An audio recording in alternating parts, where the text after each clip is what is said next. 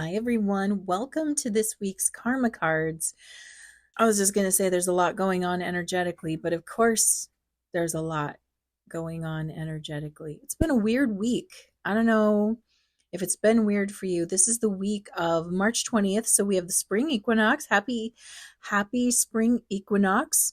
And Aries season has just started, which is my favorite season. But it started off with weird energy and it just is going to get weirder because, okay, we currently have a lot of M class flares going on. So in terms of the intensity of the flare, M class is sort of a good way to think about it is M medium.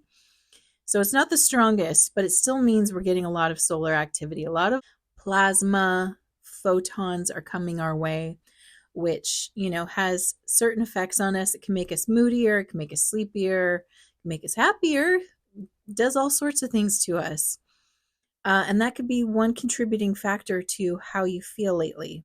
But also, we're ramping up to eclipse season here, right around the corner. In fact, on Monday, I was about to say April, but Monday, March 25th is the full moon plus lunar eclipse in Libra.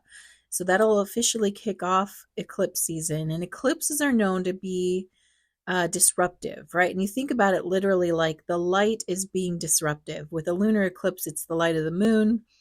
With a solar eclipse, light of the sun. So it's talking about this disruption energy, and it usually creates a shift of some sort. And we'll see the results of that in about 6 months' time. So 6 months from now, whatever's being shifted right now will come to fruition. That's already a disruptive energy, but you add to that, April 1st will be our first Mercury retrograde of 2024, and we do have 4 of those this year, which feels excessive. I feel like that's a lot, but that's what we got. So this is a little bit of a turbulent patch that my team has talked about. It's like we're on the airplane and we're going to be experiencing some turbulence right now, but nothing that's happening right now is something that I would take as a negative, even if it feels negative. Something is shifting for you, but because of the way the planets are sort of aligned, it talks about a shift for the better. In particular, there was Venus is doing some aspects with other planets. It was aspecting with Pluto yesterday, which is this sort of deep healing, yet again, this sort of shifting around money and love happening. There's like a purge that's going on when you get Pluto involved. It's getting rid of the stuff that doesn't align with you to make room for what does. But that can feel sometimes negative and disruptive, as well as Venus making alignments with Uranus, which means another kind of unexpected energy. Uranus is not necessarily negative, but it is surprising and shocking and unexpected, which means it could be a good surprise or a not so great surprise. But something's getting disrupted. You're probably already seen it. Whatever your disruption is, you're probably getting it right now as we're talking. So you're in good company. Whatever is shifting out of your life is meant to leave, so let it leave, even if it's uncomfortable for you in this moment. It is for your highest good. And by the way, there will be a spirit circle on March 25th. That's on a Monday at 6 p.m. Pacific time. If you'd like to join us to hear more about the energy that's happening right now, because we do have some potent energy going on. We'll also be doing our full moon eclipse release work and psychic Q&A. So if you'd like to join us, here is the link. It will be in the description below. So the energy is intense right now. And the message from the team this week is about following your inner compass, which you probably are already doing. But they wanted me to tell you about this some more because with all this disruptive energy, stuff gets unearthed. It's kind of like layers of suppressed stuff come up as things get shifted. So maybe the thing that gets shifted triggers memories of how this thing came into your life, whether it's a relationship, a job, money, health issues, whatever it is. It's going to trigger its sort of seed point, like how it came to pass and all the feelings and energy and thinking you need to know about that. And the team's just talking about, rather than getting disrupted by all the shaky energy happening right now, you can find your way back to peace and security by following your inner compass. Now, there's a lot of ways to interpret that statement, but this time they want to talk about what the inner compass is sort of driven by. And my team says this inner compass is driven by your values. So the question they have for you this week is, what do you value? Do you know what your values are? I think that a lot of times we have a vague sense of our values, and we definitely feel our values more, I think, when they're triggered or something goes against them. So if you value security and you lose your job, then you will feel triggered by that because you have highly value security, as an example. Or if you value love and your relationship ends, and that would trigger you because you'd be very aware of what you value. So they want you to sit down and think about what it is you value. Have you ever sat down and got really clear about what your top, I would say, top 5 values are? Because we can value a lot of different things, but truly they do sort of rank in an order in our mind. Even if we haven't sat down and sort of ranked them personally, there are at least 3 to 5 values that you hold sort of dear and sacred and act pivotal for you. So it's time to figure out what those are, because following those are always going to lead you on a path of feeling the most aligned with your authentic self. And we all know now that authenticity is one of the highest vibrations you can experience, even higher than gratitude. So to feel your feet on the ground, to feel your alignment, and to feel how the universe works in your favor, you need to follow this inner compass, which is based on your values. So what if you say, well, gosh, I don't even know how to figure out what I value? There's a couple ways that you can get to it. So let's look at one way. One way you can get to it is thinking about, what is it you desire most? What do you desire most? Now, you might hear in your mind's eye, you desire a relationship the most. So if that were the case, you might go, well, I desire love. Now, love is interesting because it can mean many things. There's many aspects to love. So it's even better to, once you figure out what it is that you desire most, whether it's relationship or a new home or a new job, whatever it is, what does that represent? Getting that thing, what would it give you? And if it's love or security or freedom, what does that mean to you? What is it like? Get into it and see if there's, usually what it takes is a couple of rounds of digging to get down to a core of it. For some people, love represents family. Others, it represents romance. Others, it represents feeling worthy or valued. Others, it represents giving. So there's a lot of ways to interpret major words, and love is one of those words that holds a lot of things. But, you might find that when it comes to romance or family, you value one of those over the other. So check in with yourself and find out what that means. So going after what you desire is one way to identify some of your values. Another way to figure out what you value is, what won't you tolerate? Like, if you're a person who is like me, I don't like being lied to. Do not lie to me. I don't tolerate that well. I want the truth. So having the truth is a high value of mine. So that's another way you can figure out what is of high value. What won't you put up with? What is the line in the sand for you?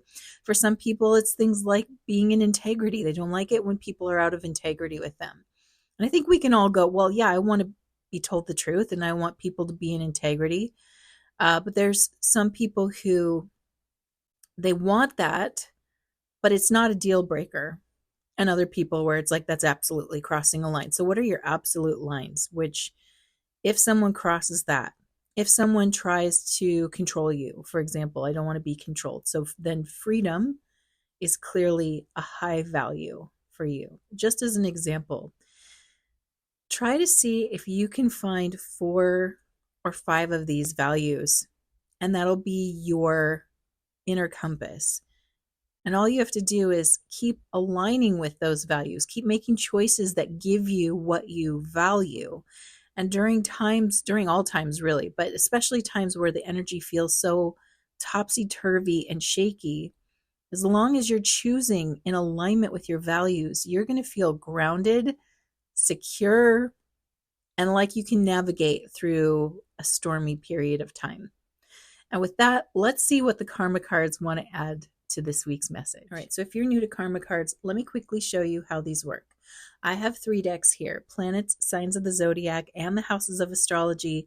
And I've already asked my team, what's the message you have for us this week? And I've got 2 sets of answers, a set in red, which are action related, and a set in blue, which are outcome related. And the way that you play is you tune in with that beautiful intuition of yours and feel, what is the message you need this week? Are you looking for action related guidance or how things resolve? And of course, you can always choose both. And while you're choosing, let me tell you the timing for this reading.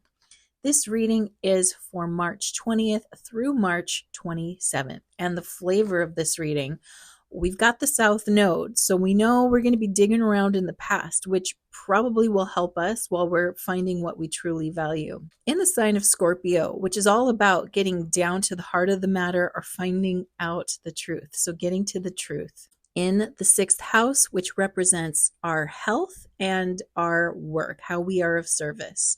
All right, so for those who are choosing action, your spiritual action at this time is to remember the extraordinary power of prayer as a full-time job. All right, so during this period that feels rocky or heavy, we definitely want to be tapping into talking to God. We want to make sure we're opening up our lines of communication. Remember, prayer is the asking, where meditation / intuition is the receiving. So this is where prayer is where we're talking to God. Intuition is where God's talking to us. We need to talk more, right? Keep asking. I know so many people who feel like they're going through hard scenarios, and I do this myself too, but we feel like we have to white knuckle it sometimes. Like, I have to go through this hard scenario and it's on my shoulders. This is my scenario and I have to do this by myself. And we're being told, no, you don't. We gave you an internal telephone. We gave you a direct connection so that you would always be able to confer and talk. And the deal with it is we have to instigate it. We have to be the one that reaches out and asks, because we are allowed to play this game called Earth any way we want to. So if we want to play it as if we're alone in the universe, we get to play it that way. But we don't have to. And it's not necessarily advised to do it that way. You have spirit guides, you have your own spirit team, you have the divine within you for a reason to be utilized. And they're reminding us to keep utilizing that, especially when times feel rough. I mean, that's generally when people engage with prayer, but you don't have to wait till it gets hard to ask for it to be better or be more blessed or, create more ease for yourself, for others. And especially, prayer is always powerful when we're asking for the good of all. That's always a beneficial way to ask. But you can ask for yourself too. That's how it was designed. Mental action at this time: reconsider the highest and lowest aspects of serving. So I feel like we're all pretty connected with the highest aspect because that's what we're predominantly focusing on, right? So being of service to others is a recognition of how we are connected and how you're taking on someone else's needs as if they're your own. And then the lower aspects of serving are, especially if it's a value of you to be of service, right? That might be a high value of yours. And it might be hard for you, as someone who values being of service to others, to consider being of service to yourself, because so many of us were taught that that's selfish. And we see self-serving behavior all the time, which is pretty repellent, and we don't want any part of it. But then it gets in our way when we need help. So many people that I know, myself included, have a hard time asking for help and even asking the divine for help, which gets in our way. And so again, we're being asked to recognize that there is a spectrum here. There is a point where asking on your own behalf is still in high vibrational alignment because you're still part of all, and your needs need to also be considered for you to be there for other people. It only becomes self-serving when that's the dominant way you're approaching it. It's always about your needs. No one else's needs are getting accepted. And generally, the people watching this aren't really people who are self-serving. You tend to be attracted to this type of material and information because you do feel like you are of the light, of service to others, and that's the path that you want to be on. So there really isn't a chance for you to be a self-serving person. Can we have self-serving moments? Absolutely. Are we human? Yes, we are. But we need to make sure we're being really clear with ourselves about what's self-serving, as in, how am I taking care of myself, and what's selfish, which is predominantly self-serving behavior, where your only concern is yourself.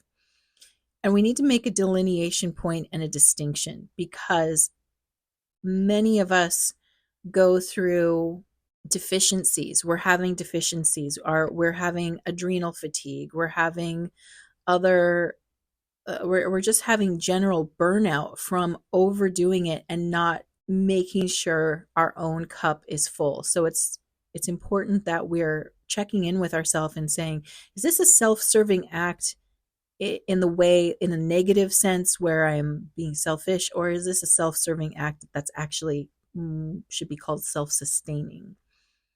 So we need to watch that and be honest with ourselves and ask for more. Physical action at this time. Now is not the time to control the situation and do it a little at a time. All I'm getting from this right now is like, it's out of our hands. It's sort of in God's, meaning the universe is at play right now. It's shuffling the deck, if you will. It's shuffling things around. You're not going to be able to control the events happening at this time. And it is a point of surrender. Usually that's kind of another way of saying, like, just surrender right now and focus in on asking, because I keep pointing out, first, ask for help, pray daily, like check in, ask for what you need. What do you need right now? Check in with yourself. Why aren't you asking for what you need? Are you afraid that's selfish? Okay, let's deal with that. Deal with your thoughts around that. But you're not going to be able to control the situation. So it is sort of handed over to a higher power right now. And they just want you to know that's the action to take at this time. I don't know why God is giving me this. I don't know why the universe, whatever you want to call it, is putting this in my path, but I give it over to God. I give it over to my highest power. I give it over to the divine. I let this go. You take the wheel, just drive me to safety. Drive me to my blessings. Drive me to my highest good, to the best outcome, right? Give the direction of where you'd like to go. Ask to be driven there, but recognize that the universe is driving right now. So now let's look at outcomes for the South Node in Scorpio in the 6th house of health and service. The spiritual outcome at this time, there will not be purification to resurrect service to others. Again, I feel like this is a repeat of the universe is driving right now, meaning until you top up your own cup here, make sure that your cup is full. You're not going to be able to go and keep doing this for others. Whatever is shifting right now is meant to stop you in your tracks and get you to pay attention to your own needs and following your inner compass. So again, this is not to say we won't be going into service to others. Of course we will. But at this time, during this window where everything is going to be sort of hickledy-pickledy and an energy hiccup, you really want to check in with yourself. Are my needs being met? Am I asking for what I need? Am I asking for help, even from the divine? Am I asking for assistance, or am I trying to control the situation and drive it? Because you're not in control right now. I mean, I would kind of say. Like maybe it's an illusion to think we're ever fully in control. I think we have control to a degree, but the divine's always the driver, in my opinion. But you're really going to feel that this week. Mental outcome at this time, anxiety about the secrets of what is good for us. Aha, okay. Again, what we're shifting through is good for you. It's going to give you better outcomes. It's going to feel good. They promise that.